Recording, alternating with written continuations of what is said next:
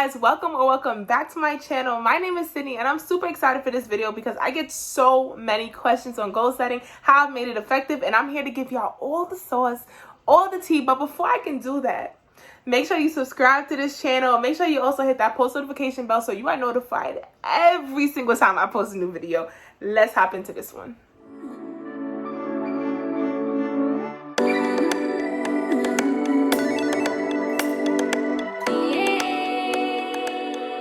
So before we hop into how, let's just talk about why 90 days. So 90 days is how long it takes for your body to develop a routine. Now, routines are a little different from habits. Habits can be developed 7 days, then 21 days, within a month. But habits, it's kind of like your body getting used to doing something over and over again. It's your body getting used to a pattern. But it takes 90 days for your body to do it without you thinking about it. It takes 90 days for your body to do it automatically. And when you're talking about lifestyle changes, lifestyle choices, literally new ways to navigate your life, you want to more go for a routine rather than a habit. And plus, I find it that when you have shorter time frames, you tend to micromanage your results and micromanage your goals, and that is actually counterproductive, especially hard on your mental when you are constantly looking for your day-to-day result versus going over a longer period of time like 90 days. So that's why I chose 90, and I honestly really only set goals on my 90 day. Yes, I have to-do lists on a day-to-day to-do list for a week, but 90 days is effective goal setting. Let's hop into how we do it.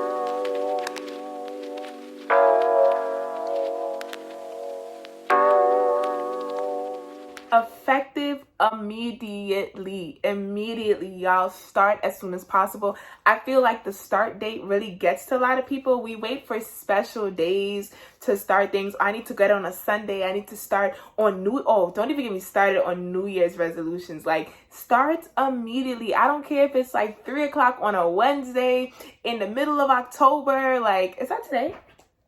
No, it's a Friday. I'm way off. But literally, like, you want to start as soon as possible. Do not wait for a special date. Don't wait till your birthday. Don't wait till. Start immediately. Like, take yourself serious from right now. Like, you can spend the rest of the day after you watch this video planning out your what you actually want to do, following the steps that I'm going to tell you and the other rules, and then start the next day. Like, literally start tomorrow.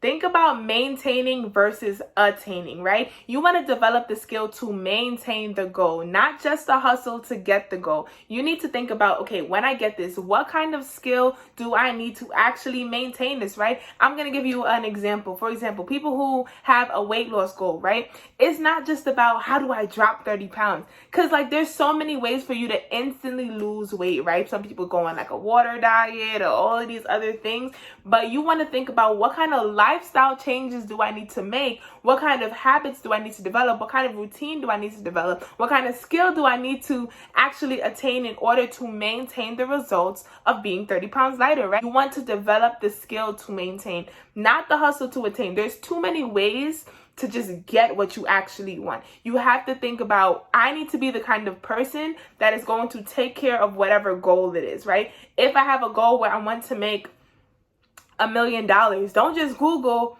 how do I make $1 million? You have to think, how do I become a millionaire? How do I develop enough to make sure, I'm not just going to get this money and it goes away, but I actually know how to handle money, right? Think about maintaining versus attaining.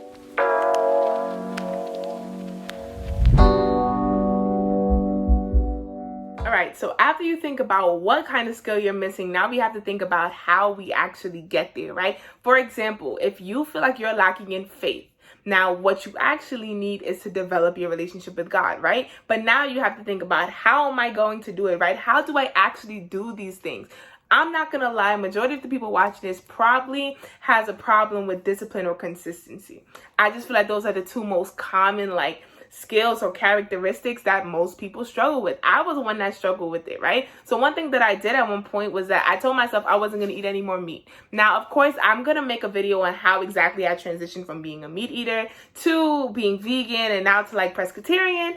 But for the most part, That whole diet change really just came down to me seeing something that I want and telling myself no. Developing discipline to do what you need to do, whether you want to or not, do what is necessary for you in the future, and developing the habits, the routines, the skills that is going to allow for you to develop what you actually need to maintain your goal, right? So now we're talking about how we're doing it. After you identify what exactly it is, you need to think about, how can I develop this skill, right? Let's say, for example, if you want to develop, I don't know, money management skills. How do you do it? You budget the amount of money you have now so that when you get more money, you also can use the same formula to budget.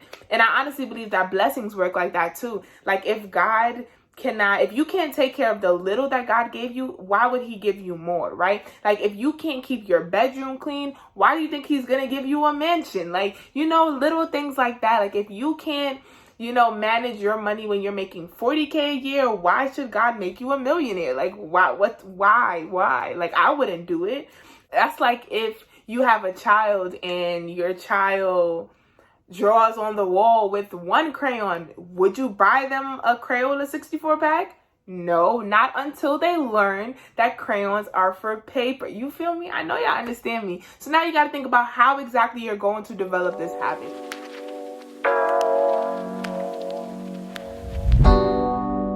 Learn how to be your own accountability partner.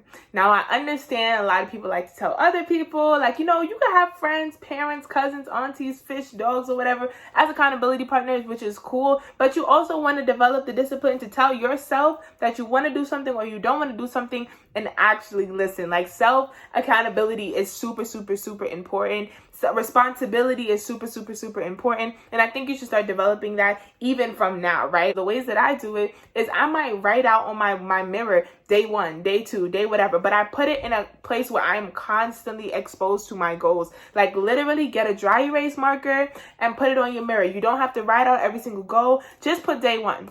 Every time you see that, you know what you're counting down. Day 1.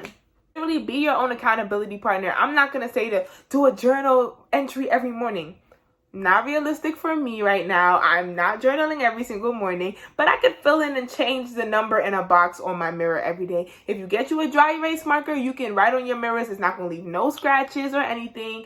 I'm going to try to insert a pic of my mirror just literally in the corner, just like day 4, day 7, day something. Right now when I'm recording this video, it is day 2 for my second set of 90 days for the year. I just finished another 90-day series. By the time this is out, it'll probably be day 4, maybe. I don't know. So now I'm going to get into some tips and tricks on setting goals. All right, so now I'm going to get in on 3 of my top tips and tricks or ways to think about things when you are setting your goals. So number 1.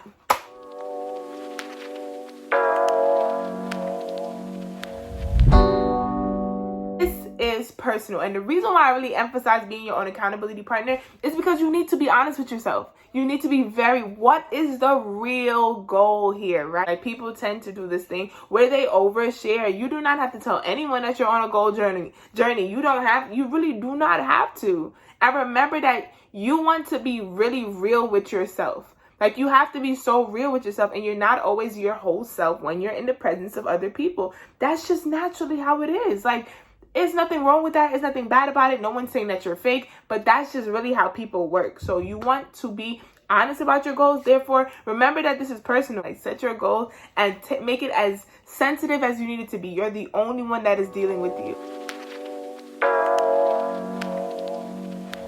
Check your intention. Check your intention behind it. I'm going to use weight loss again for like the 5th time in this video. Make sure you are not losing weight because of someone else, like because I want him to like me, because this is the social norm, because like make sure you check your intention, check why you're even doing this goal in the first place. Am I just trying to be an entrepreneur because everybody's entrepreneurs? Like, do I actually have a product that I'm passionate about, right? Something that I feel is my purpose.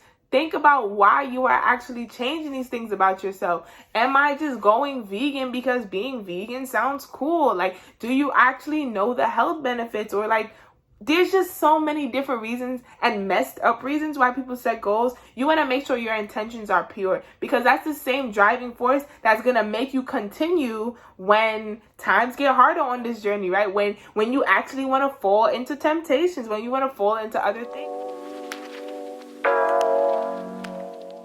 Start small. Oh my gosh. If I could open the video with this one, I would open the video. Like, literally, you need to have bite-sized goals. When you are actually developing brand new habits, you need to have bite-sized goals. And I'm going to use the most common one that I hear all the time when I do goal setting with some people, waking up early, right? If your goal is to wake up early, this one just gets me every single time. If your goal is to wake up at 6 o'clock in the morning and you usually wake up at 9 o'clock, do not tell me that starting tomorrow you are waking up at 6.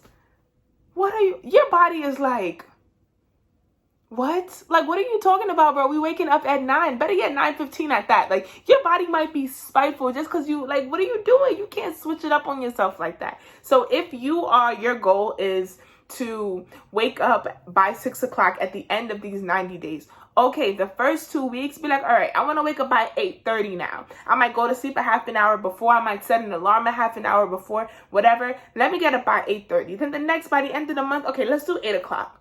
Let's get down to 7:30. Like, you do not want to just start something brand new for your body and you go into shock. Like, you're gonna be like, bro, whoa, your body is going to be so confused. Like, you want to make sure that you actually are going to be able to maintain. That's also the reason why I tell people, like, do not go on crazy diets, do lifestyle changes. Because if all of a sudden you're like, oh, I'm not eating meat anymore starting tomorrow, your body is producing the enzymes to break down meat. So if you just stop eating meat cold turkey like that, LOL, cold turkey. If you just stop eating meat, your body's still producing the enzymes. As a matter of fact, it might overproduce a bunch of other things trying to compensate for what is going on. Like, your body does not know what's going on. Like, your mind and your body do not just sync that quickly. So start small, right?